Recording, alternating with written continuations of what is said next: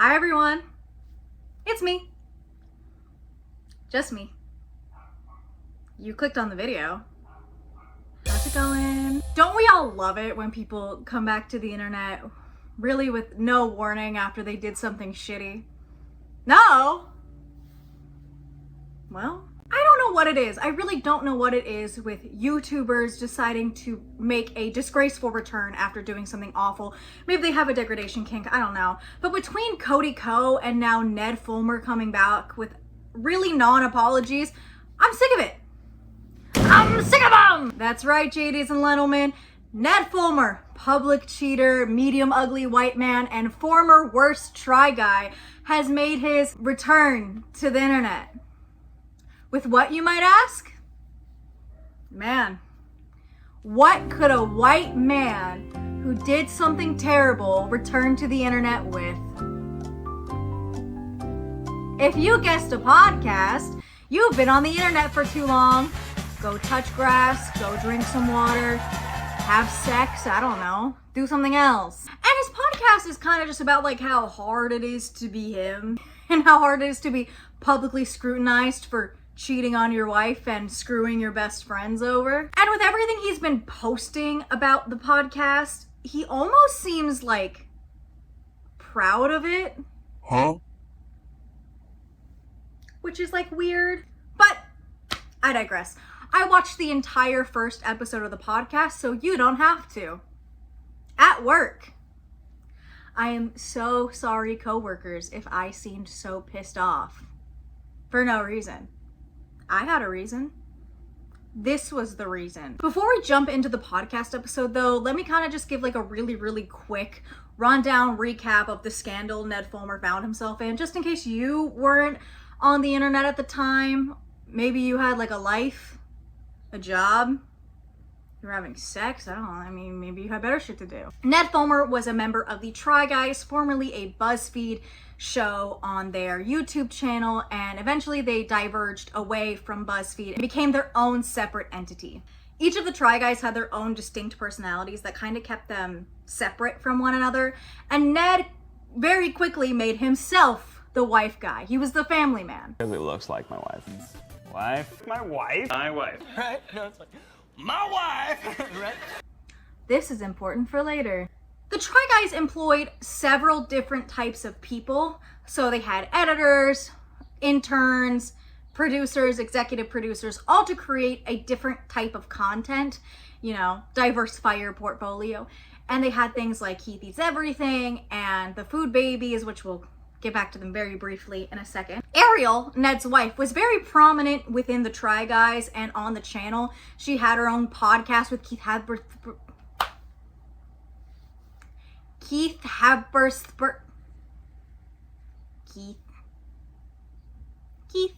She had a podcast with Keith's wife, Becky. She was consistently featured in videos with Ned about their family life and their children and just being, you know, married. Around September 27th, 2022, which is like not that far off from when I'm gonna upload this, Ned was caught cheating on his wife, Ariel, with producer Alexandra Herring and member of the Food Babies at a Harry Styles concert. That is the worst place to cheat on your wife. First of all, that's not very treat people with kindness of you, Ned, is it? And we can treat people with kindness. Find a place to cheat on our wives. Second of all, have you met, you thought you weren't gonna get caught? Have you met former One Direction fans? Those people found their blood types. Those people broke into hotel security cameras to look at them. Did you think you weren't gonna get caught? You son of a bitch. This was controversial for a number of reasons. Number one, you made yourself the family man. All you did was talk about your wife. And I get that's like a corporate thing. And I get that's like the brand you developed and that's how you were recognizable to the public. But like you did that. Like people didn't one character trait Eugene. Sorry. The only interesting thing about you is your hot wife. Number two, you cheated on your wife. There's quite literally only two worse things you could do to her. Abuse her or murder her. Those are the on, guy. And 3, he created an HR and a PR nightmare, not only for the company that he helped found and build, but for his like best friends. Because he was on the executive board. He was part of the 4 founders, and she was just a producer. That's a lawsuit, mister. I will sue your ass. Caught up to speed? Cool. You know, I was kind of hoping there would be a more interesting things to talk about than a loser white guy with a podcast. But there's only 2 topics to talk about lately. And they're both loser white guys with the podcast. Am I gonna get put on a watch list for that? Am I gonna get censored like Kimmel? Or the other day, Ned announced his long-awaited return to the internet. Everyone was waiting for this. Nobody gave a fuck, actually. With a podcast called Rock Bottom. Yay! Doing the white man thing and profiting off the awful thing that you did. What a predictable move! Yay! Fuck this guy, dude. His goal with the podcast is to kind of create a platform for people who are going through trials and tribulations in life and how they came out on the other side. And that's what it is. My partner, Ariel. This is a conversation with Ariel. To bring your wife onto this, who had made the cognitive decision to make her entire life private, is batshit crazy to me. Leave her alone. How about we let her stay private? But it's necessary for her to move forward. This could have been an email. As disappointed as we were that something so private and painful became such a public spectacle, I get why people were so outraged, and I understand that is the reason that she can't move forward. Yeah, Ned. Shitty choices tend to do that. Also, not the like fake teary beauty influencer voice. You've been taking lessons from James Charles, huh, bud? Gonna put him on the pod next? Here's the thing. If he wanted to come back to the internet after everything, that was his prerogative to do so. He could do whatever he wants. And a lot of YouTubers have done that after doing something awful and they have a scandal. They just kind of come back and really don't say anything about it. But you know, I didn't see David Dobrik making a podcast featuring only people who have permanently disfigured and disabled their best friends. Unless I missed it. That'd be crazy. How many people have done that? And I know that from my perspective, I want to tell stories of curiosity and empathy, and I want them to be meaningful. Seriously, this whole thing could have been just like a really shitty apology video, and he could have moved on and like did whatever content he can do. He doesn't have a personality, so I don't understand him coming back. Like, I think that was the whole thing why he was the wife guy, was because his wife was interesting and he's not. This podcast does him no justice and does not do what he thinks it's going to do. Move forward in my life without people knowing the next part of my story if they're still stuck on the 2022 part of my story. That's kind of the thing, isn't it? I only have empathy in this situation for Ariel and the children. Truly, I do. And I'm not gonna lie, it's been kind of great. Mm-hmm. It's been kind of great to be super private. Why can't she stay private? She's clearly much happier being private. Why not let her stay private? Why'd you drag her out to do this mediocre white man podcast? Like, so you could save face. It's not gonna work, bud. Let her. Why did you do this? But also, I feel like forgiveness isn't the goal at this point. Why are you making this then? Why are you making this? Why are we in couples therapy with you? I don't want to be here. I didn't consent to this. Something like that. Yeah. I feel like the only thing that people see is the scandal. Yeah. That's a big loss. Stay private then. Let her stay private. made new friends or kind of introduce myself to strangers. And it's like, oh, let's exchange Instagrams. I'm like, well, Right? here's mine, but couple of caveats. One, I have a lot. Oh my god, guys, I can't move on because the internet's still holding me accountable for doing the shitty thing that I did, and they're being so over dramatic about it. They're making it such a big deal. Oh my god, guys, it's so horrible for me. Feel bad for me. No. I'll never feel bad for a man. You're just a bad guy. And now, now I can't get out from behind it.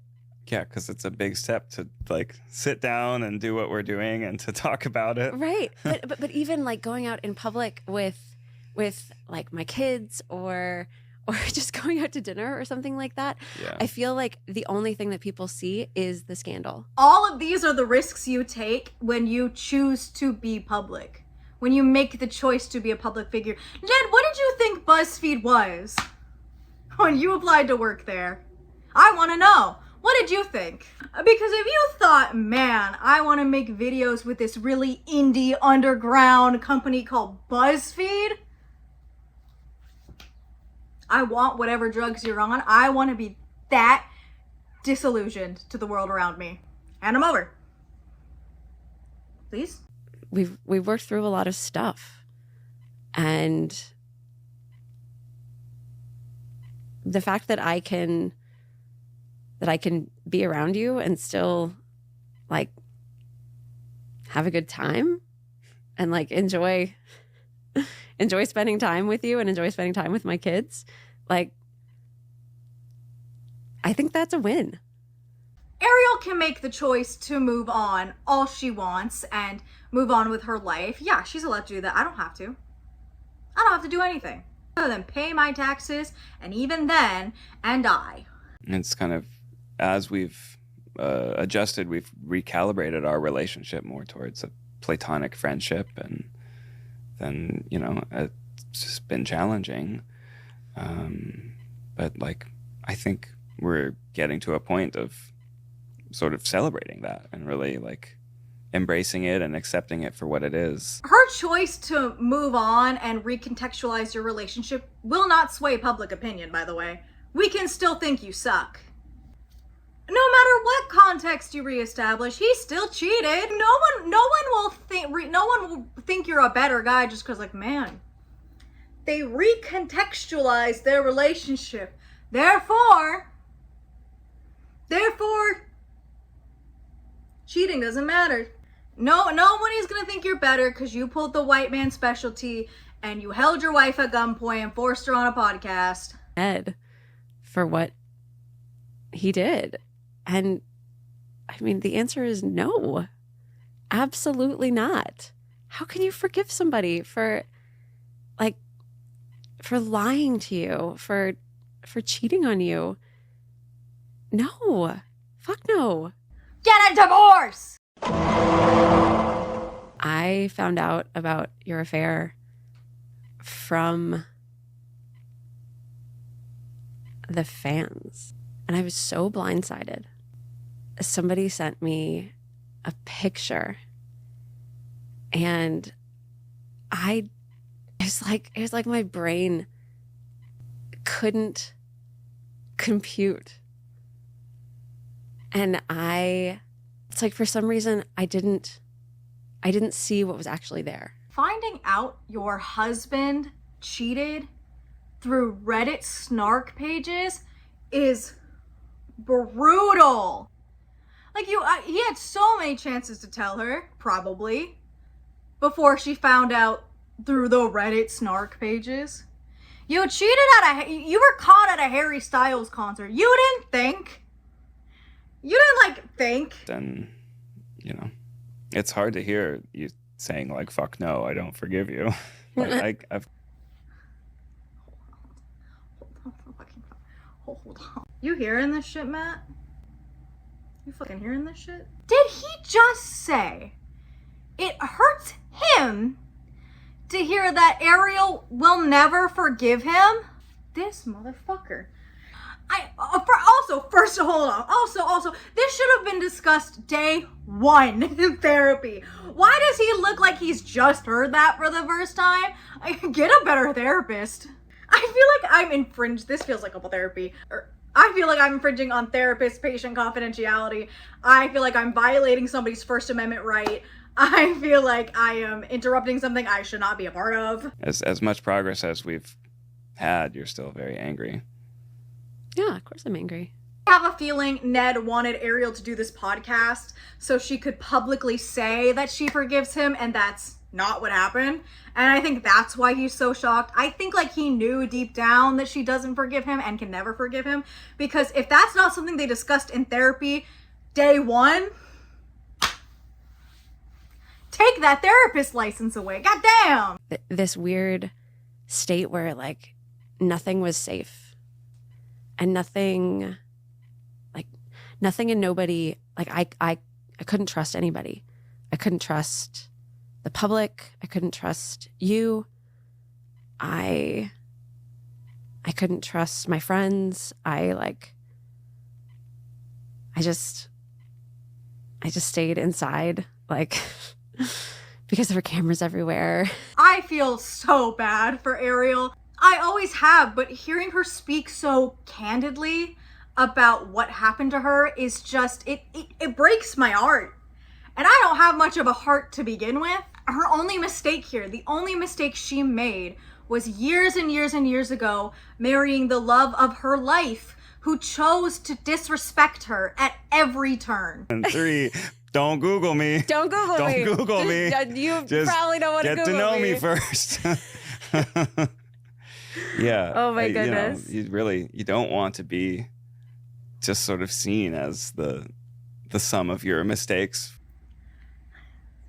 Is Ned trying to make us, the public, feel bad for scrutinizing him, the public figure, for publicly cheating on his wife, the public thing that he did?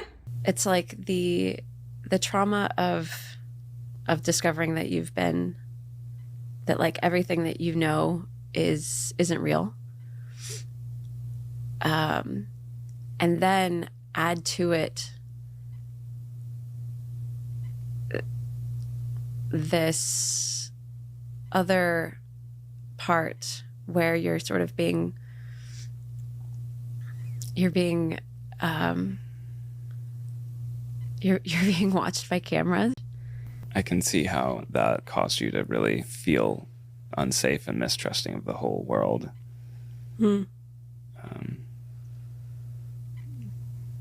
Just want to acknowledge that and just note that it's like because of things I did.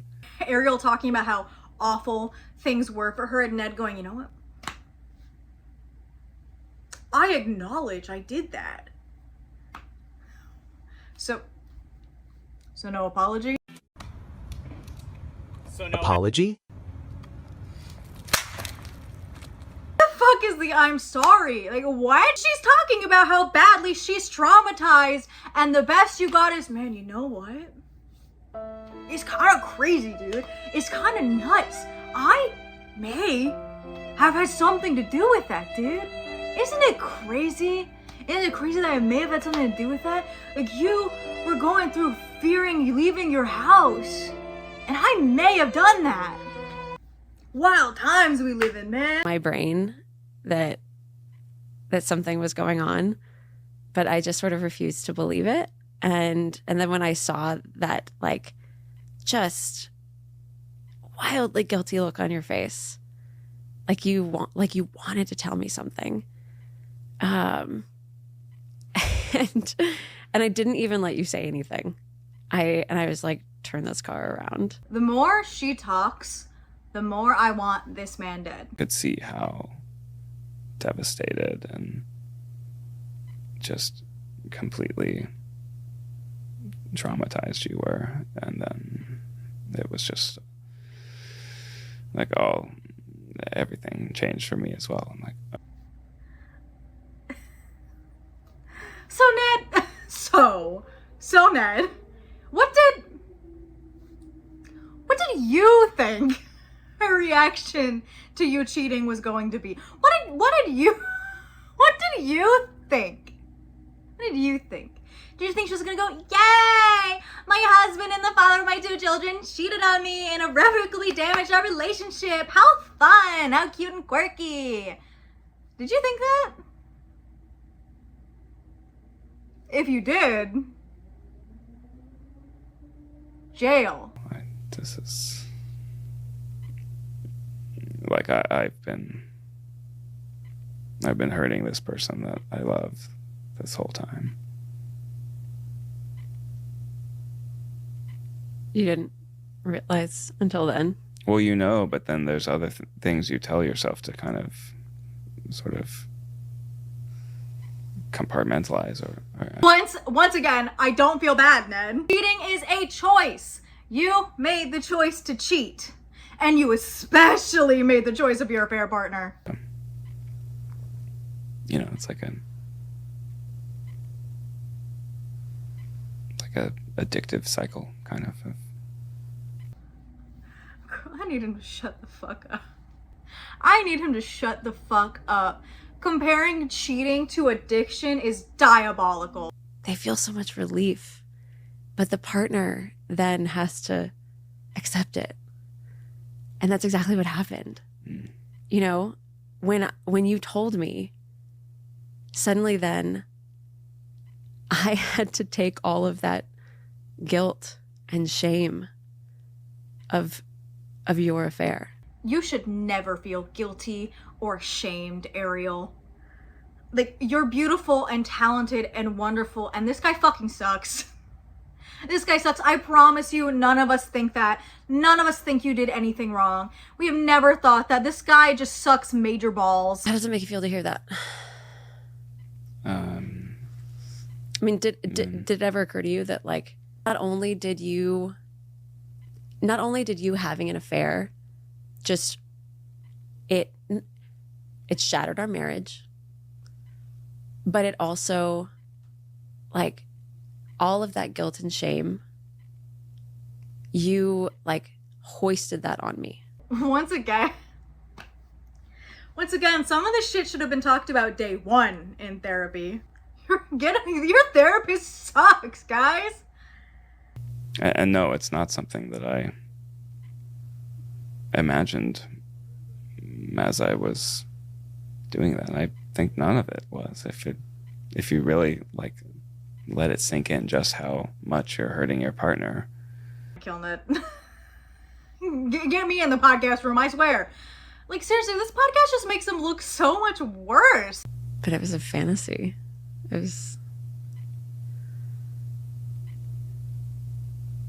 was like, you know, I trusted you so completely. And I mean, we grew up together. We got married when we were, like, in our early 20s. Yeah. We were babies. We had nothing. I mean, we moved out to LA with just our car full of stuff. I mean, I'm, like, tearing up just thinking about it.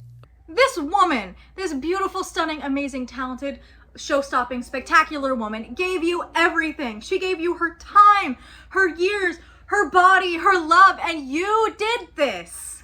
You did this. You should be on your knees begging for a modicum of this woman's time and a fraction of the time with your children. You don't deserve it. And I just think, how could you do that to me? Like, who are you? We had so much life left. We still have so much life left. I don't know why I'm crying. I think it's like the loss of that dream that we both had. The dream started to break apart for me, and rather than being able to talk about it or to confront those feelings, I I wanted to.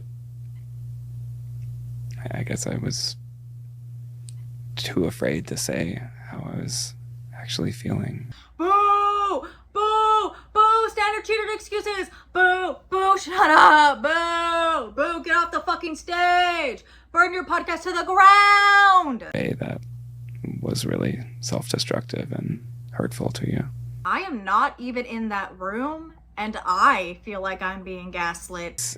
It is kind of funny. It's like the whole, internet and people making TikToks seem to care so much. And then you meet anyone in real life, and it's like everyone has some way to relate to some sort of a cheating story. People relate so heavily to cheating. That's why everyone's mad at you for the thing that you did, you nitwit. You cheated on your wife in a public place who had followings and a fan base of her own. People looked up to you as a positive influence and one of the few examples of a good male YouTuber, and you squished it into the ground. You fucking kumquat.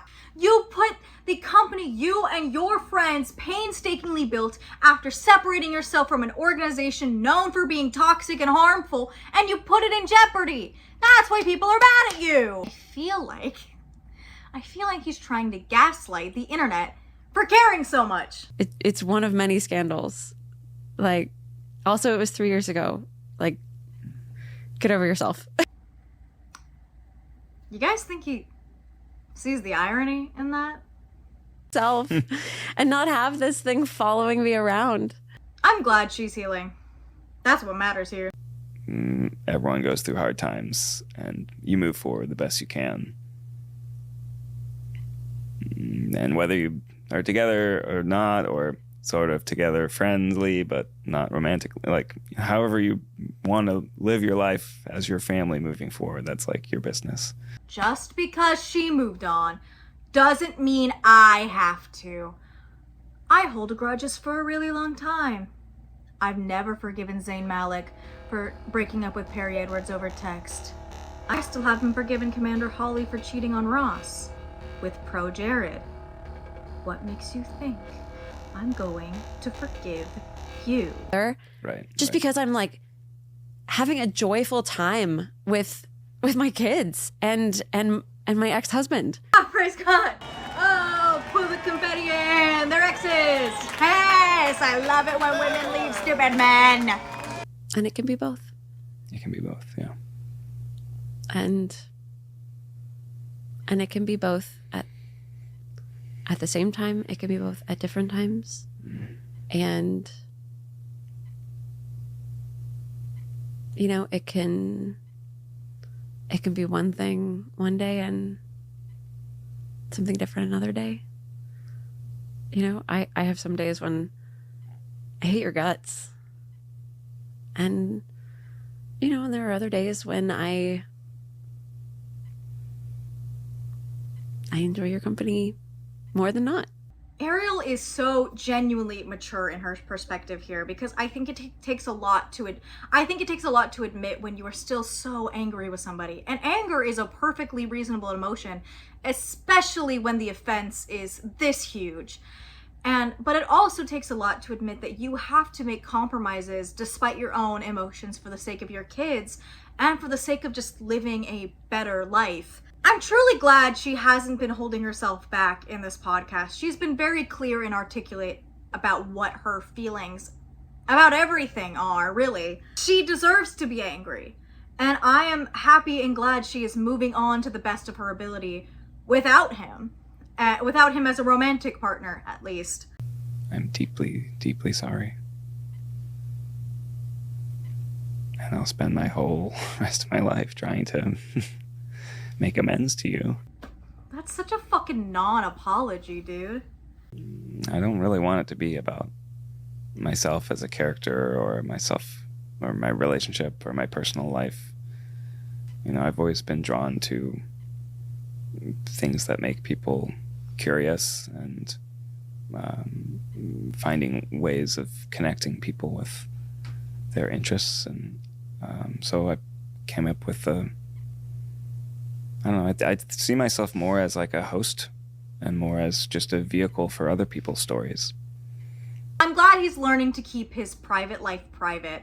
That seems to be the only good thing that's come out of this for him. But since no accountability has been taken, like he barely apologized to her, by the way, and hardly recognized how his actions affected Ariel, truly, it feels like this is the first time he's hearing some of it. Like, and when she's talking in the podcast about how everything hurt her and how she was so drastically affected by just everything, it feels like it's going in one ear and out the other, like one of those flies in the cartoon where somebody has like no brain in their head. That's what it looks like, and that's what it feels like. It doesn't give me much hope for any growth for this man. I think that's my biggest problem with this whole thing, is there's just an incredible lack of accountability coming from Ned. He goes through the motions on this podcast almost blasé. And he continuously talks about making new friends outside of the internet and how they just like don't care about the scandal. But you haven't discussed with us or described what you've done to change their perspective on you. Because currently the perspective from an outsider looking in from any future potential partner or friendship is that, hey, you have a habit of cheating and you have a habit of screwing your friends over. What have you done to change not only yourself, but the way you're perceived by other people? Because right now, you're still a giant douchebag. You haven't told us anything what you have done to earn Ariel's forgiveness and how you've become a better man, not just for yourself, not just for your ex-wife, but for your kids. You haven't described any of that and how you're planning on changing. Pretty much what you're giving us is, trust me, bro. Bro, trust me, I'm changing. It's just a really long process, and like change is hard, and you probably haven't seen it, and it probably looks like I haven't changed at all, and it probably looks like I'm still just an asshole trying to gaslight the internet into getting over it, but I'm changing, dude, I promise. You gotta trust me. I always think the concept of a podcast like this is incredibly interesting, because I think everyone does fall in hard times and people make mistakes, and sometimes the mistakes have, irreversible damage. But 99% of the time, a podcast like this is done very poorly and in rather poor taste, and done to make the person creating the podcast look better rather than do any kind of help. The example off the top of my head is Canceled with Brooke and Taylor. I also can't see how he can relate to some of the people he wants to bring onto this podcast, like next week's guest. It's like, wow, you did the incredible thing. You did such an incredible thing. You overcame your addiction. You worked so hard to become a better mother for your kids. You did the tumultuous task of improving your self-worth and your perspective and the way society perceives you because you overcame your addiction. I can relate to that. I cheated on my wife. Overall, this is exactly what I thought it was going to be. Actually, it's slightly better because I really thought that Ned was going to kind of steamroll the whole thing. I thought Ariel was going to be tied up to a chair with like little note cards telling her what to say, and she was going to be trembling and crying. And it was going to be like a old-timey cartoon where she's being held hostage, but that's not what happened. She was very open and honest about her feelings and what happened to her, and just how bad the situation was, because it's honestly so much worse than I thought. It's a lot more worse than what it appeared to be from the outside looking in. The internet is known for blowing things out of proportion, so when something is worse, I'm a little perplexed. I'm glad her voice was able to be heard, and she was glad to, get her feelings out there and get them out publicly and clear up some public misconceptions. Ariel girl, I hope you're making that pottery and getting bitches. Anyway, that is all from me. If you liked the video, thank you guys so much. If you didn't,